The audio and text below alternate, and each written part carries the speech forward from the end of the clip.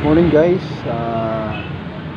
Ito na po yung continuation po ng ating ginagawang Crosser 135.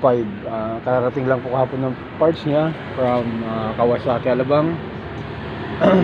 So ngayon po, yung tulad po ng sinabi ko sa inyo noong una, ang issue po nito ay yung camshaft niya.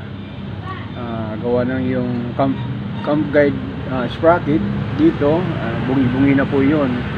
So ngayon pinapalitan po natin ng bago din sa owner itong motor. So ngayon dumating po kahapon ng gabi.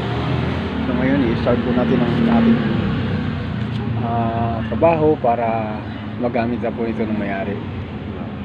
So ito na po yung mga parts.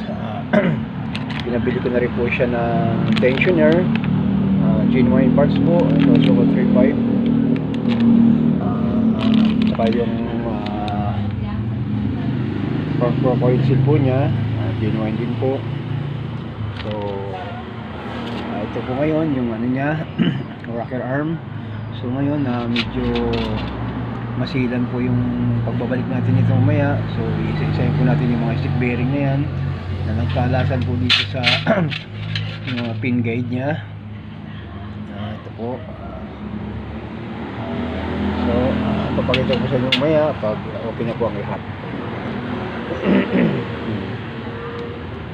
Okay, ito naman po yung ano niya, cylinder block.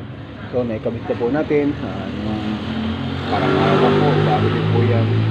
So genuine parts po yan, from Kawasaki, Alabang po.